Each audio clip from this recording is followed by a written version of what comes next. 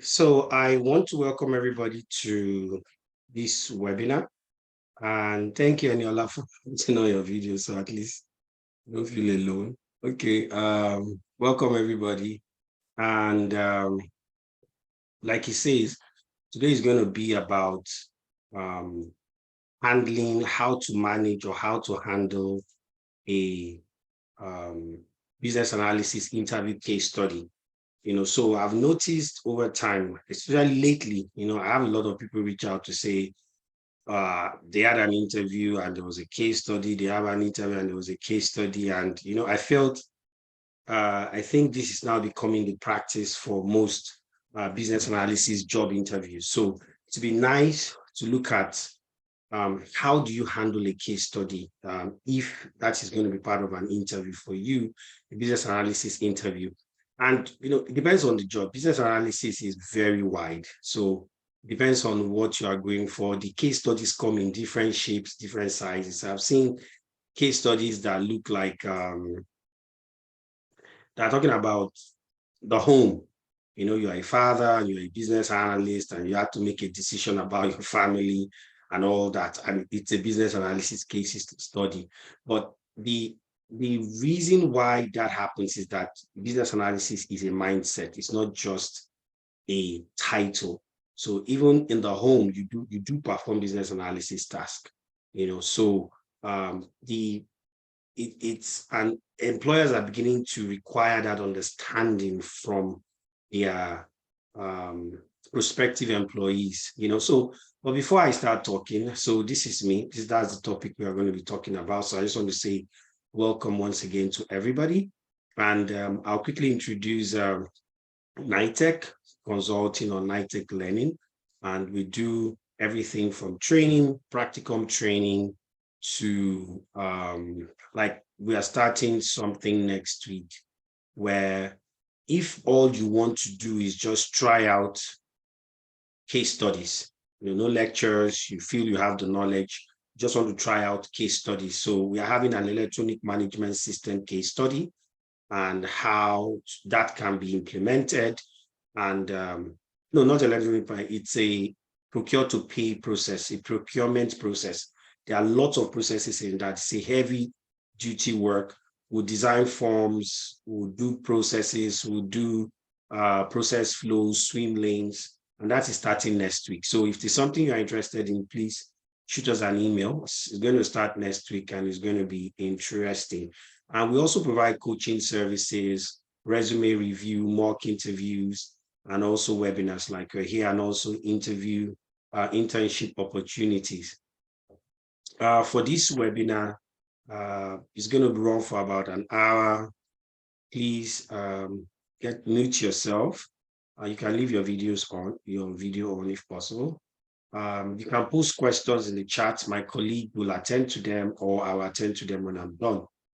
Presentations will be uploaded on our YouTube page. So I would really appreciate if you go to our YouTube page, like, share, and be a part of it.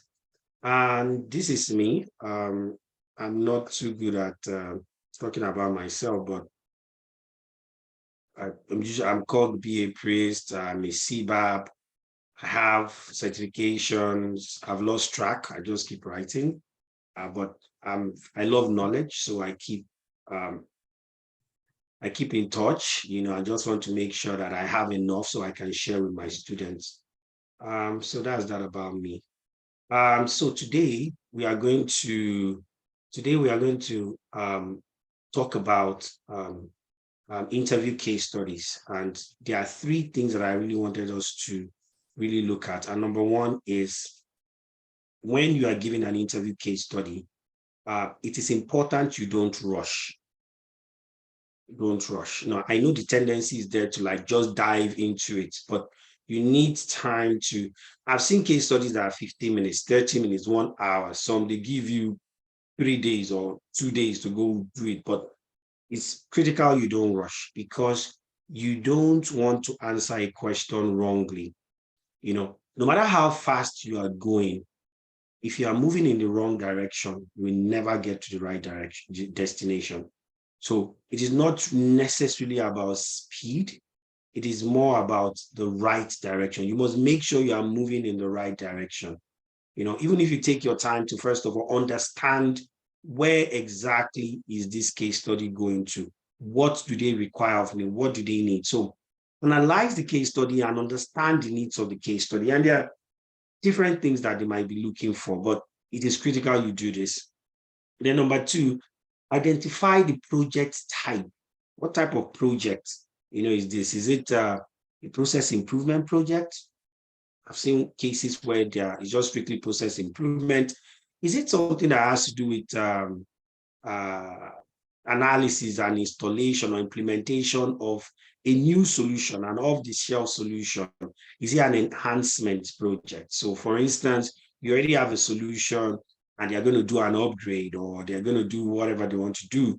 Or is it a data migration project? Or could it be a data analytics project? So the last webinar we did, our focus was on data analytics, but this one is focused on solution delivery. It's more of a commercial off-the-shelf solution and an electronic health management record system. So you need to ask yourself these questions. Then the third thing you need to do is, to what stage of the project is this case study focusing on? So you don't want to be beating around the bush. You don't want to be, just throwing everything at the interviewer, just hoping that you will say one correct or one right thing. You need to be precise. Precision is very important. So what project stage? Now, in the SDLC, which is the software development lifecycle, there are different stages. We have your initiation phase. But anyway, let's quickly look at that. But I just wanted to talk about analyze, first of all, figure out your approach, where identify the project type and the business analysis approach. Is it an agile environment or an agile delivery project, or is it waterfall? And what type of project? So those two things are critical. What type of project and what business analysis approach? Now, I'm not going to be teaching here, so I will say things and I will assume you know them because this is really not a lecture class. Okay, so when I refer to understand what the project lifecycle or the software development lifecycle, if you look at what you see on the screen here is just what a business analyst does in each of the stage or each phase in the software development lifecycle. So we have the initiation phase, we have the planning phase, analysis, design, quality assurance, testing, deployment, and maintenance. Now, in the initiation phase, I'm not going to go dive deep. That's where maybe you are developing the project charter, identifying your stakeholders, and all that story around that. In the planning phase, which I notice most BAs usually miss, is that's where you do your business analysis approach. So are we doing waterfall or agile? You do your communication plan, your stakeholder analysis, your requirements management plan, which is very critical to this case study that we are looking at. But I notice most BAs usually don't think about the requirement management plan, but it's a very critical one. Then you do your BA estimates, you have your test plan and your training plan. In the analysis phase, that is where your main business analysis work starts. So you do your analysis of your current state, and of course, there are different techniques you can use.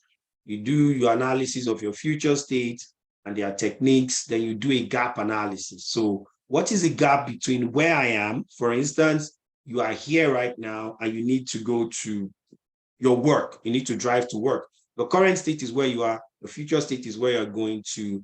But there's a gap between where you are and your future.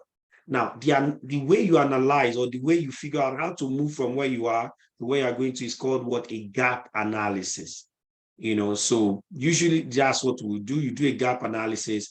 And from those gaps that you identified, you now begin to draft your requirements. Elicit, you prioritize, and you document your requirements. Then you have the design phase. In the design phase, that's where you work with the developers to convert the business requirement document that you created to a technical requirement document. Then you also work with developers for understanding, so they understand exactly what you mean, and they are able to translate the they're able to translate the document. For quality assurance, that is just where you make sure your documentations are complete. You start preparing your training manuals, your cheat sheets. You start drafting your test cases. Now, you know you've done your requirements here, but you need to test the solution against the requirement to make sure that the solution meets the requirement. Then you have your testing phase. This is where you carry out your user acceptance test, your regression test, and you also prepare your test results. And in deployment, you just work with the developers to ensure that the solution is deployed to solution without any defect. And in maintenance, you ensure that you do your retrospective if you are using the Agile framework, or you do your lessons learned if you are using Waterfall, and work with the business. Now, I had to, so this is a mouthful, so I had to distill this a bit. I call it lean business analysis. That's just my terminology, so bear with me. So this is just a snippet of what I showed you earlier. One of the things you do in a project, the first things you do is, who are your stakeholders? You identify your stakeholders. You can get that from the project charter, which will contain some project stakeholders. You can get that from the project manager. You can get that from other project member teams that you've identified. You can have a meeting with them and they'll let you know more. But these are the people that are going to use the solution. These are the people that have a stake in the project. And these are the people that have a perceived stake. So some people just feel you need to contact them. They need to be part of the project. You need to get everybody on board. It's better you get too many people than get less people and miss the important ones. So that's always, I like to carry as much people as I can along. Second thing you do is you elicit your business needs. And in eliciting your business needs, you are doing your current state analysis. What do we have? If you're going to automate a paper-based process, your current state will be paper-based process. Of course, you are going to do your flow. You are going to figure out your forms. What are the paper forms? What are the current processes? Then the next thing you do is to do your future state analysis. I've mentioned this before, and you do your gaps. And from your gaps, you now document your requirements. Now, I have to run fast. So I'm going to move a little faster now because I want to get to the case study. These are just preambles.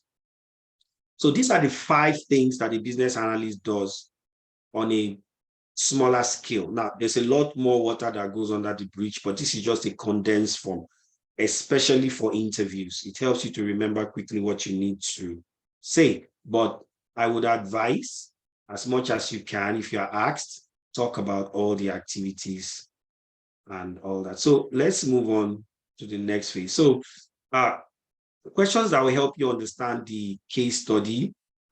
Is the case study data related? You need to ask. Sometimes they send. If it is data related, you need to ask for the data set. You need to figure out if it is a data migration case study. You also need to ask, is it focused on stakeholder and communication management only? I've seen case studies that are focused on stakeholder management. You have a difficult stakeholder, how do you handle them?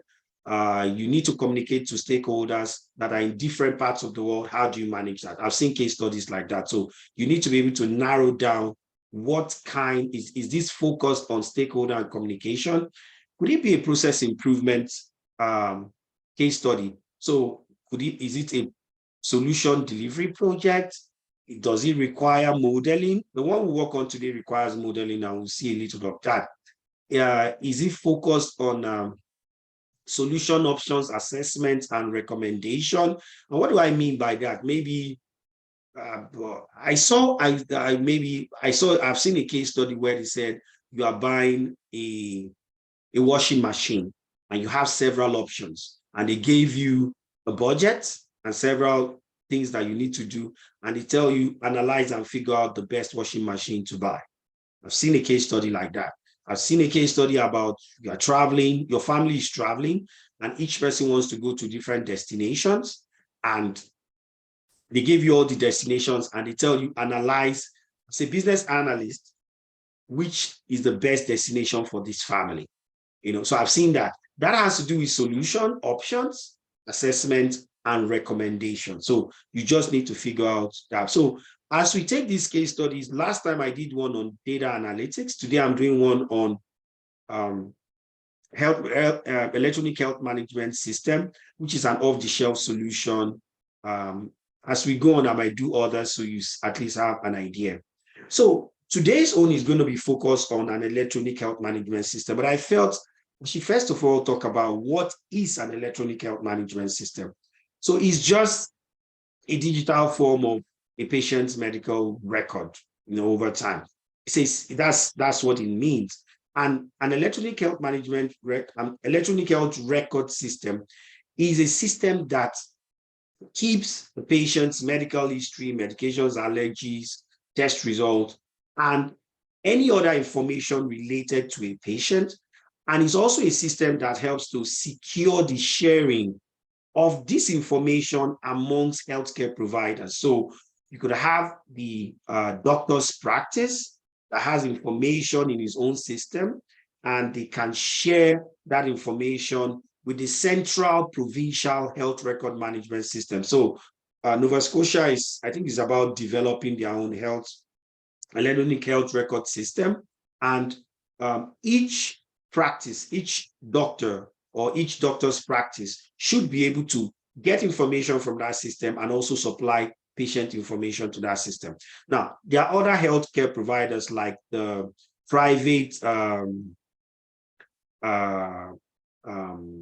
organizations that do blood tests or x-rays, or they are just different healthcare providers, that can be available. But the health record management system should be able to handle the secure sharing of patient record with each healthcare provider. And like if you see here, you can do patient record management, patient portal, customized templates, payment, and all that. You can really do a lot. So, but I'm not selling an electronic health record system. I just want to talk about interviews. So then another thing, so this is the case study. So we're going to, okay. So this is the case study. I'm sorry for that. It says, you have been hired as a senior business analyst for a healthcare organization that wants to implement a new electronic health record system to improve patient care. Let's go. I want to go. Okay, sorry. To improve patient care and efficiency. The organization has already selected a vendor to provide the electronic health record system, and your role is to lead the requirement gathering process and ensure that the system meets the business needs of the organization. So you are a senior BA, you have been employed to work as a BA for an organization that is to implement this system, and your job is to gather requirements and ensure that this solution, and you must remember, I think that is stated here. You must remember that a vendor has been selected. So there's a solution already. And the question is, if there's a solution already, then what am I doing? There's a lot that you have to do, but we'll talk about all that. And what they're asking you to do is, number one, what would be your steps as a new member of the project? Now, I want to let you know that this was actually a case study that someone had, So the question is, what would be your next steps as a new member of the project? What techniques would you apply? List types of requirements you believe are valid to be captured and why. then evaluate the current processes and systems for the organization's patient care and capture them in a graphical way. Now, if you look at number four is talking about creating models. Number four is talking about creating models. So let's take each one of these case or exercises or questions one at a time. So I'm taking you back to this because I just wanted you to see the flow of what a business analyst does in an SDLC or a software development lifecycle. And let's move on. So for that first question, yeah, and I've mentioned this. Yes. So for that first question, it says, what will be your steps as a new member of the project? What will you do first if you start the job now and they give you this project? What is the first thing you will do? And I've mentioned it earlier. The first thing you do is to figure out who your stakeholders are. So you need to identify your stakeholders. You need to review existing documentation, maybe the project charter. You need to ask questions about who is exactly going to use this electronic health management system. Who will use the solution? Who should have information about this project? So you need to know who your project sponsor is, your project manager is, the departmental managers, their leads, who are they assigned to this project. So review existing documentation and figure out who the stakeholders are. The next thing that you need to do is to have requirements management sessions. And what do I mean by that? What do the department want from this electronic management system, electronic health record system? What do each department need? So a doctor will need something, a pharmacist will need something else, a patient will have his own needs, a doctor will have their own needs. People that provide third-party care to patients will have their own needs, like people that do x-rays and do blood tests. So you need to have sessions with each one of these and figure out what those departments want. The next thing that you're supposed to do, number 3, is to analyze the solution. What can this solution offer? Remember that there's a solution from a vendor already. So you are not just writing requirements to get a solution. A solution exists from the vendor. It has not been implemented, but it's a solution. Now, for every solution that a vendor wants to implement or develop, there's something called a release note. A release note is a documentation that spells out the features of a solution, be a cloud solution, on-prem solution, off-the-shelf solution. Every solution should have a release note. The good thing about release notes is that release notes talks about the features of the solution from a business perspective. So it's about it in a way that you would understand. It's not talking about technicalities. So that's why there are all forms of documentation, but I prefer the release notes because it talks about the features in a way that the business will understand. So you've written down your requirements here. Now, take the release notes. And what are you looking for in the release note? Number 1, what are the key features of this solution? What can this solution do?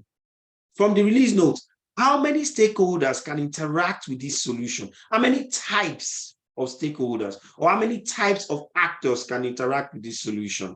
So you need to document the key features. You need to document the key actors. Usually, I would do that using a use case. It helps me to visually see those things. But from this release note, you can now compare. So you are going to compare what your business wants, what the stakeholders say they want in terms of requirements. You compare it against the features available in the solution. What are you trying to do? You are looking for gaps. Then you identify gaps. So identify any gaps between the requirements, the business requirements, and the vendor's proposed solution. So I have vendors propose solution at one end from the release notes. I know the features, this solution, because your business might be looking for A, B, C, D, but the solution can only offer A, B, C. You need to ask question, if my business wants the health record system to provide D, then why is this solution, why can't this solution provide D? We need to start asking questions. We need to engage the business. We need to engage the vendor, which is this area here. So based on the gaps that you have identified, based on the things that the business wants, that the solution does not have right now, you might need to start doing some solution customizations. And for those solution customizations, you will need to work with the vendor. These are the requirements of my business, A, B, C, D. I have looked at your release note and I can see your solution can only do A, B, C. It is critical that the business can do D. So is there any customization you can do on your solution to enable us to get that D factor? But if you never analyzed the requirements of the business and the solution and the release notes and the features of the solution, you will never be able to figure out that this solution already has gaps. Before we start using it, there are already gaps that exist. So you work with the vendor. If you figure out that there are gaps, you work with the vendor to identify customization or integration requirements to ensure that the electronic health record system meets your organizational needs. Now, this vendor can sell this same solution to organization A, B, C. And each of these organizations have different requirements. So maybe organization B, or maybe let's say Nova Scotia, wants A, B, C, D. And this solution only has A, B, C. So you tell the vendor, customize D, so that this solution can do D. Maybe New Brunswick, all they want is A, B, D, E. They don't even want C. So you can see that for each of the organization, the vendor has to customize the solution to meet the need of the organization. So you have to be selfish about your own organization. And that is why this gap analysis is very critical. And that's why the analysis and gap analysis is very critical. Okay, so let's move on. So I've talked about this first question. What will be your steps as a new member? Identify your stakeholders, gather requirements and document them, analyze the vendor's release note. If the vendor doesn't have a release notes, there's something wrong somewhere. And what are you looking for in the release notes? Identify the features of the solution. Do a gap between what the business wants and what the release note says the solution can offer, and start identifying any feature that does not exist in the solution that the business would need. Then after then, you now engage the business, you now engage the vendor for some customization. Now let's move to the second question. What techniques would you apply? Now, for each step here, or for each step that I have listed here, there are different techniques that you can take. So, but I'm not going to list everything. I just listed a few. Number one, you need to do stakeholder interviews. That's a technique. There are all kinds of business analysis techniques that work here, but the list here is not exhaustive. This is a 1 hour session and I'm not going to talk about everything. So number one, you do stakeholder interviews, And why do you need stakeholder interviews? You need to be able to engage your stakeholders to know what their expectations are in relation to this new solution that is coming. What do you want? What do you need? What are your needs? Another technique is bunch of techniques are your requirements gathering techniques. So you might need to do surveys, questionnaires, brainstorming sessions. Now, remember that there are different stakeholder groups that will use the electronic health record system, and you will need to engage each of these stakeholder groups, either in a JAD session or individually. So depending on their size, you could use questionnaires, brainstorming sessions, or other techniques. Another technique that I really like is the use case model. And the reason is because the use case model visually just tells you how each stakeholder group will interact with the system. And when you're engaging the business, because it's visual, it helps them to understand what the solution can give them without giving them a 50-page document. I wouldn't want to send a 50-page release note of a solution to my business. No, they are not even going to read it. So I will visualize it in a way that helps to capture the features, and that helps them, of course, to assimilate what you are trying to say. Another technique is the business process model. Now, I'm going to do one here. I think I'm going to do one. There are lots more. But for instance, a patient check-in. If a patient is going to check in into a clinic or an hospital or wherever, there's a particular process. Sometimes this process is paper-based, but the electronic health record system is going to might help us to automate the process. One of the things that the electronic health record system does is patient management. It's because it's there, you can do patient management. It also has a patient portal where a patient can go and also, make a request to see a doctor. Everything doesn't have to be, you have to call somebody. So these are the techniques. Now, remember, this is for a job. So all I'm listing here is not exhaustive. I'm only just giving you things that you can easily remember in case something like this comes your way. The question that was asked is, list types of requirements you believe are valid to be captured and why. The number one is your business requirements. And what is that? Your business requirements are just the objectives of the organization, the objective of the business. What do they want to achieve with this project? And it's valid, of course. Why is it valid? Without a goal for the project, then why are we even doing the project in the first place? The number two kind of project is your stakeholder requirements. So in that organization, we have different departments. For this solution, we have different buckets of users. For instance, the doctor's practice, the front desk. Even if you go to emergency, you will see a front desk staff there. We have doctors, we have other third-party providers like those that do X-ray, blood tests.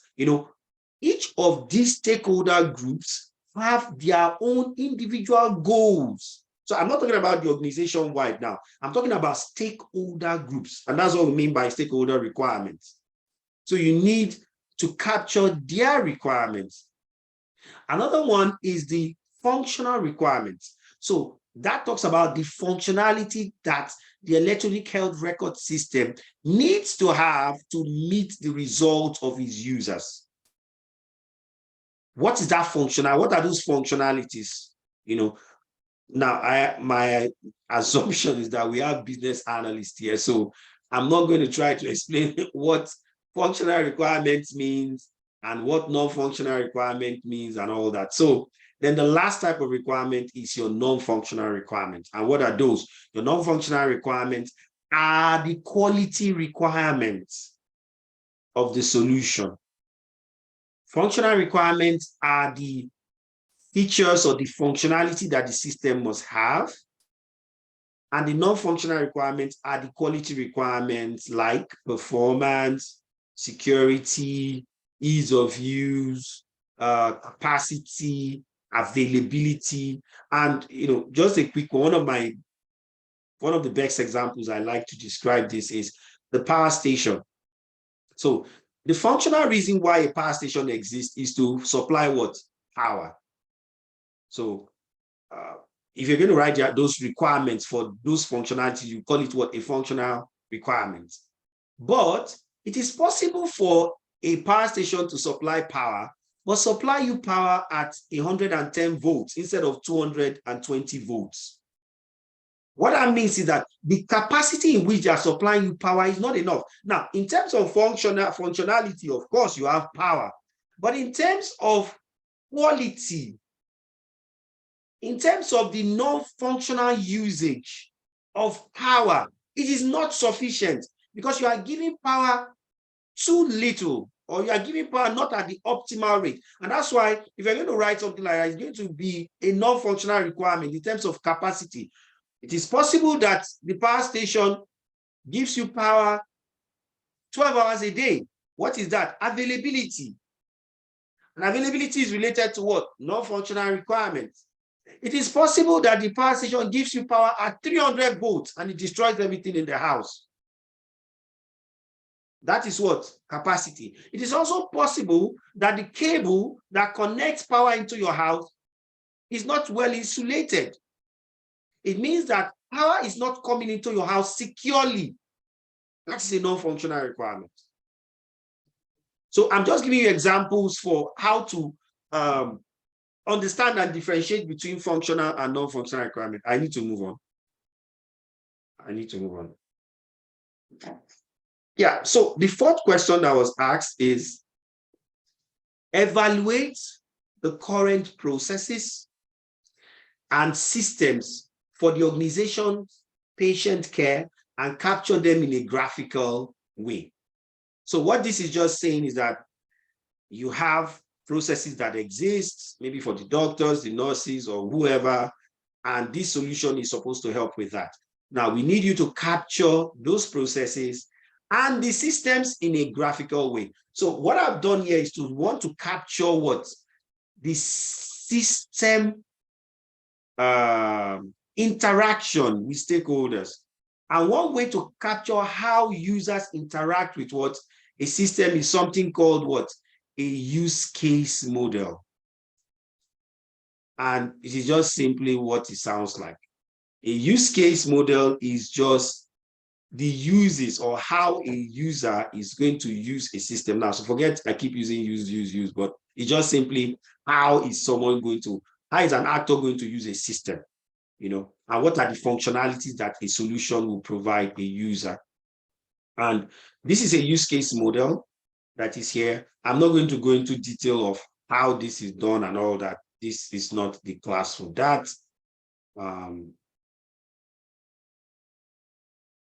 Okay, I will answer questions later, not now. So, use case model.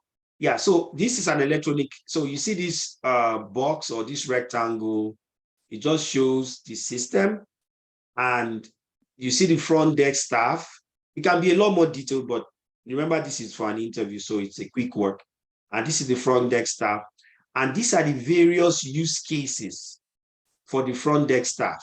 So in this electronic management system, the front desk staff should be able to register patients, should be able to update patient record. And updating patient record is also an extension or has an extended relationship with registered patients. And what's an extended relationship? An extended relationship is an optional relationship. So when you are after you have registered a patient or when you are registering a patient, there might be need for you to get some information from the patient and put it in the system before you click on save. So that's why it's an extend. It's not compulsory, it's optional. The front desk staff should be able to create patient appointments. So it's not just about registering the patient, you have to create appointments. The system must be able to enable the front desk staff to check in patients. So a patient has an appointment. Now the patient has come in and you want to check in the patient. Oh, yeah, the patient has arrived and the patient is ready to go. He's ready for a nurse, he's ready for a doctor, or he's ready for a visit. The front desk staff should also be able to view radiology exam results availability. So somebody goes to do some radiology work somewhere and the radiographer sent in a system or sent the result to your practice. The front desk staff should be able to get a notification that yes, the results for whoever, Lagbaja, is already here, it is ready. So you can always give the patient a call or let the doctor know that the result for so person is here, or pass across that result to the doctor. Now, the doctor should also be able to view the results The doctor should be able to access the patient health record. The doctor should be able to upload and update patient diagnosis. The doctor should be able to order lab tests and radiology exams and other kinds of exams, But if you notice, the doctor is not registering patients. That's why you notice there's no arrow connecting the doctor to the patient. No, that is not, that's not going to happen. The doctor is not creating patient appointments. So this just goes to show classification of actors and how they interact with the health record system. So if you give the interviewer this, I think this is sufficient, for them. Another excuse me, please. Another graphical way to show the current processes is what I have here. So I quickly did a swim lane, and I use a tool called Lucy Chat. It's an online tool, it's free, and I just quickly scribbled this. And this is just the patient check-in process. Now, there are all kinds of processes in the hospitals and in the clinics. There are just all kinds of processes, but I would advise you don't pick the most difficult one. You notice I didn't pick the most difficult ones. I picked the patient check-in process. Now, another process is the triage. So if you go to emergency, they do triage. Triage process it could be complicated, it can be done, but because it's an interview, you need to pick the quickest one to do. And I don't know, most people have been to the clinic, except, I don't know, if you've never been to the clinic, I'm happy for you. And I wish everybody was like you, but you've been to the clinic before, so at least you know what the process is like. So you have two lanes, one for the patient, one for the front desk staff. So, and this is simple enough. I don't think I should go through all this. You start, you present your health card when you get to the clinic. Sorry, let me mute you. You present your health card. Oh, my time. You present your health card to the front desk staff, and the front desk staff search for you in the record system, not you, search for the patient in the record system. Is the patient found? If the patient is found, then they confirm and update patient information. Usually they will ask, what's your age? Is this address still correct? Is your next of kin still correct? I know they ask that question. I know they ask next of kin and they ask for your birthday. Then after confirming that, they schedule you for a visit on the system. And when they've scheduled you, they ask the patient to wait in the waiting room, and that ends the patient check-in. Now, remember what we are doing is the patient check-in. There are all kinds of processes, but I'm not going beyond this. Now, but for the no part, is the patient record found? No. Then the front desk person provides a registration form to the patient to fill. The patient completes the form, gives the form back to the front desk staff, and the front desk staff create and save the patient information on the system, an electronic copy of that form. And then they schedule you for a visit and they ask the patient to wait, and that ends the process. Yeah, so this is a quick current process or a current state process that just depicts exactly how the patient is checked in. Now, there is another question that was asked in this case, and the question is, shortly after requirements have been signed off and development work began, the team encountered an obstacle where certain stakeholders have been continuously introducing new requirements and designating those requirements as crucial. So remember, you guys have worked, you've done your gaps, you've worked with the vendor to customize the solution, the off-the-shelf solution, and now business is coming up with requirements. This circumstance has led to conflicting views between departments, particularly in regards to the features that your team has already developed. The deadline for implementing the changes is rapidly approaching. So the situation we are having here is we are having new requirements coming up, hard as critical requirements, And at the end of the day, we are moving close to what is called in project management scope creep. If it is not handled properly here, so what they are trying to test you on is, how do you mitigate against scope creep? Because of course, if you take in every requirement that comes, you will never meet the deadline to deliver that project. And every project you have a start and end. And because you are not meeting the deadline, resources, we keep increasing. The budget will increase, the amount you spend, time will increase, scope is increasing, and that is just a free fall to disaster for any project. As a business analyst, you should be able to mitigate against scope creep. Now, there's something called scope creep. Sorry, I know the spelling of scope. I'm typing with my hand, so bear with me. There's a difference between scope creep and something called scope change. Scope creeps, not desirable. Scope change, desirable. And the difference between scope creep and scope change, I'll talk about that in the next slide. So the question, the exercise they're asking, what can you do to resolve this situation? How do you fix this kind of situation? That's the question. So let's go. For a BA, one way to mitigate against scope creep, like they say, if you don't plan, then you are planning to fail. You need a requirement management plan. You need a requirement management plan. And what that does is that it is usually done at the planning phase. And what it does is that it spells out exactly how to handle changes to requirement after sign-off or after development has started. Now, because you are planning ahead of time, you already envisage that something like this will happen, and you've already put things or steps or processes or activities in place to handle such things, so that your changes don't become scope creep. Instead, they become something that is planned.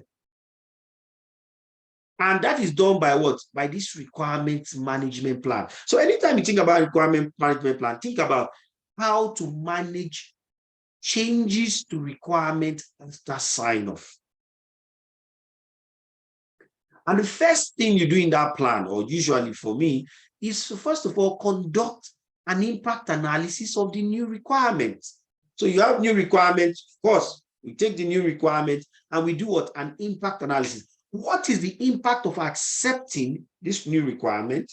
And what is the impact of not accepting this requirement? Now, we've not said we accept, we are just checking the impact.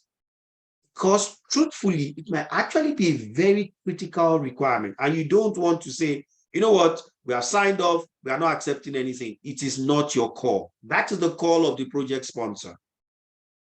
That is the call of the project manager. But you want to be able to give those people enough information to make, the right decision. So you conduct an impact analysis.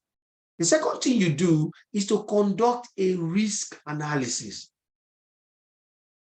If we don't take this new requirement, what is the risk? And if we take this new requirement, what is the risk? The next thing that you need to do is to also document the outcome of your impact and your risk analysis.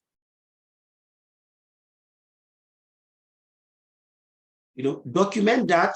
And after that, what do? You share the results with the project sponsor and the project manager. And, you share the results with them and they get to make that decision. But at least they have enough information now to make an informed decision, to make a decision that will be, usually projects will usually have some extra overrun budget somewhere. They will not tell you usually. So the project manager or the project sponsor might be able to accommodate those new requirements, but you might not know. But at least give them enough information, arm them enough to make that. And they could decide, you know what, we are not going to take this requirement, we put it in a phase 2. Or this requirement is critical. The risk of not accepting this requirement is dire to this project. So we are going to take this requirement. And I think we have enough budget to handle it. So those are the then the last step is to what? Is to get a go, no go approval. So they are going to give you an approval to say, yes, add the new requirement, or no, don't add it. So that's the last step. So those are the questions that was asked in this particular case study, and those are the answers that I would have given. Now, I'm putting it in a presentation, doesn't mean you will do it that way. You just put it in a text and show them. And also, you need to have access to a modeling tool like Lucidchart or Draw.io in case you are asked to model. But quickly, I want to talk about a training before I take questions that we're going to be doing. Is a 9 weeks training, and it's going to be handled by me and my other faculties. And it's starting April 15th. And in this training, it is a practical, meaning that we are focused on practical. So we start this course with a case study. So we have a case study on the first day. And as I teach you a concept, we apply it to the case study. So I teach you a concept, and the reason is because I've noticed that when you train people, maybe you train them for 5 weeks, and then you give them a case study, most of what you taught them in 5 weeks, they've forgotten. So I like the practical approach. I have a cohort running right now, and that's the approach that we're using, and I believe is working for the students. And even though we are not done, we already have somebody that has already gotten a job already. And another thing we do is also work on your mock interviews. So your resume preparation and your interview. So for this person that got the job, I think 2 weeks ago, that was the 5th week of our training. The person had some mock interviews. And in the mock interview, I invite other senior BAs and project managers, and we put you on the hot seat. We ask you questions. We tell you why your answers are not correct or why they are correct, and we give you our own answers. A session is recorded and is given to the person being interviewed, so you can listen and listen till you master it. But that was done, and I'm really happy for that person, and they've gotten a job. Now, I have other people that are interviewing too currently, and I know it's going to go well. So it is also designed for complete novice. It's a live training session.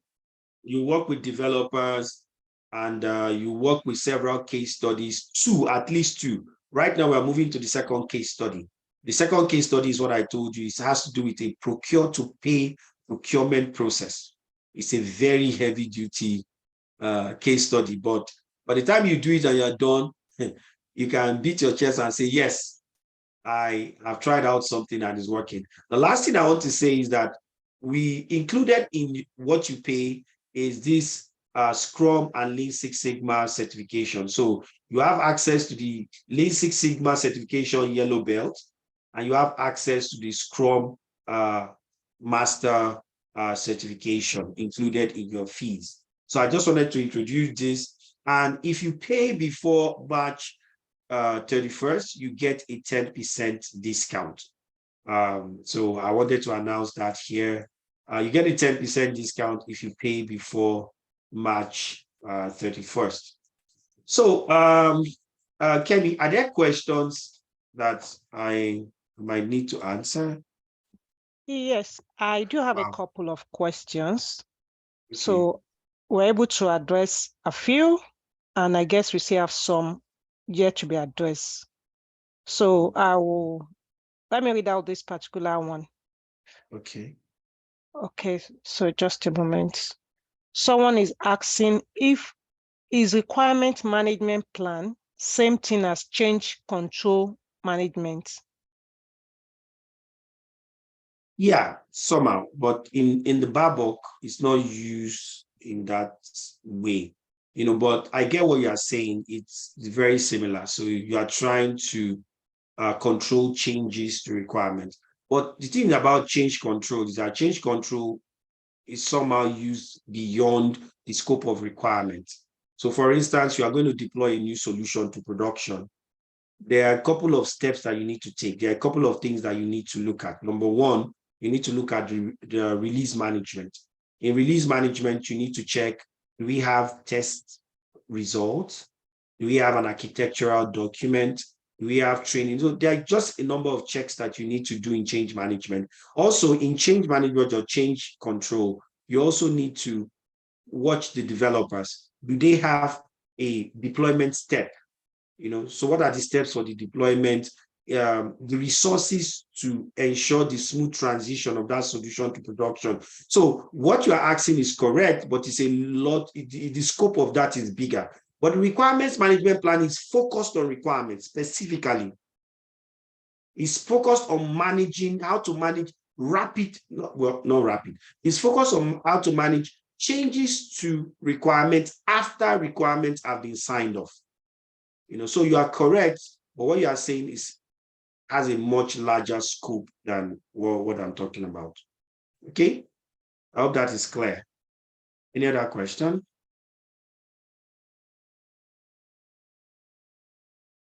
Okay, Kemi, are you there?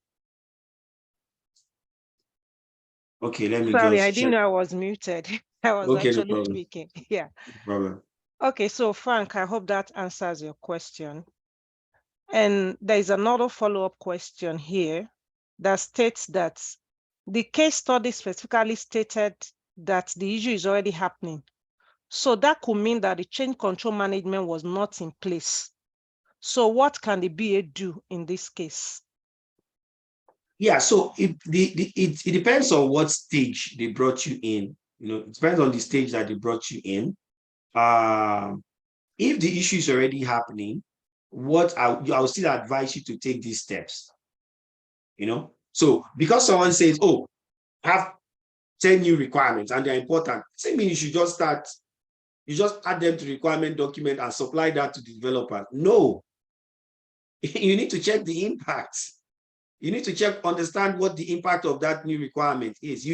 Regardless of whether they just added you to the project or it's just happening, you still need to follow these steps. It's critical that you follow them, or else you are going to get into that spiral. Why? You are going to get into that spiral called what? Scope creep. And when you get into scope creep, it is difficult to get out of it. So don't just accept requirements for accepting sake. Make sure that you've done proper analysis and you have given the analysis of your impact and risk assessment to the project manager and sponsor, because they manage the budget, they manage scope, they manage the resources. So let them have it and let them make the decision on whether you should proceed or not proceed. I hope that answers the question. Okay. So should you have any other follow-up question? Kindly drop it in the chat as well. Then the last question, which I believe is not addressed, is the price of the training.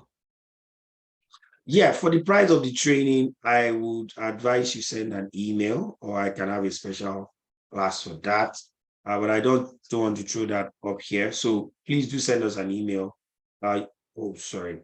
That was a mistake. Discard. 1 second. Please do send us an email. Our email is here. You can join our not Facebook. You can send us an email here at info@nitec.ca, or post that in the WhatsApp chat and we can talk, or give us a call. But also, you can also register. When you register here, you will get information on how to reach us on phone, or send us a WhatsApp message, or give me a call and we can talk about that. Okay. I do have other questions as well that are coming up here. Okay. What does working with developer entail, please? In what concept? In what are you referring to? Do you mean working with developer in the slide here, or are you Yes, talking I about the believe. case study? Yes, I believe the Oh, yeah. person is referring to that stage where you have to work with the developer. Yeah, so working with the developer here is in relation to the solution that is going to be deployed. So usually in the case study, you have to draft some requirements. A developer will create the solution, and you might need to engage that developer, especially during when you are drafting the technical requirement document and also during testing. So when you test, like the current students now, some of them have tested and they've noticed some bugs, so you might need to log those bugs on Jira to the developer. So the developer is aware of the things that are wrong and tries to fix them. So that's what we mean here by working with developers. Then someone else says, can you throw light on what to test for during testing? During testing, that's a big question.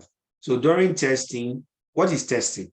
Testing, you are testing the solution against the requirements.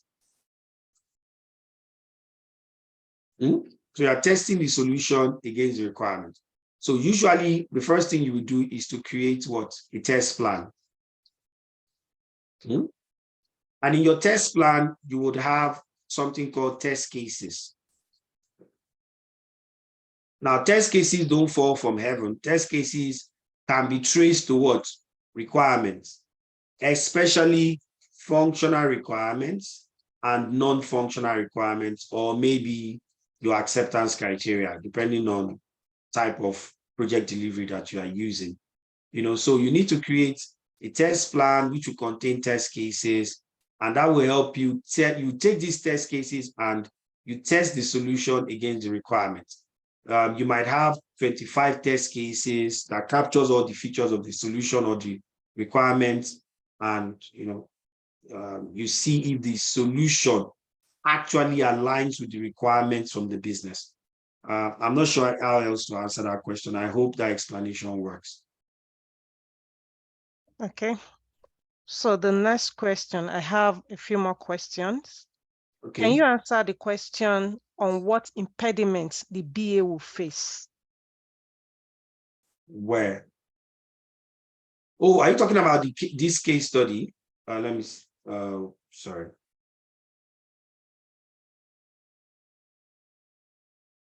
Yes. Oh, yeah. Yes. Okay. About this. Oh, yeah. I didn't work on this. Yeah. The BA might face resistance, might face resistance to your work, and in terms of facing resistance, what you need to do is you need to have done something called stakeholder analysis or stakeholder management. And there's one called your interest and influence grid / interest grid. And your interest and influence grid, it maps all your stakeholders according to how much power they have and how much interest they have in that project.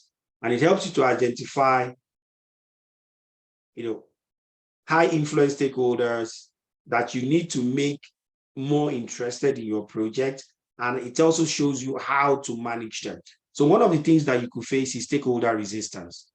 And to face stakeholder resistance, you need to do proper stakeholder management and have plans on how to manage your stakeholders. Another issue you could face is maybe non-agreement, getting consensus on certain requirements, because remember, there are different stakeholders here. So you could have the doctors have a requirement that doesn't align with what the front desk staff are expecting from the system, or with what the third-party healthcare providers are expecting from the system.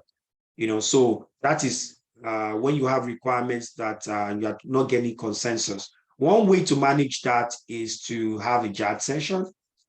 And in your JAT session, you just invite all your major stakeholders, you invite the developers, but most importantly, invite your project sponsor or your project manager and your project manager.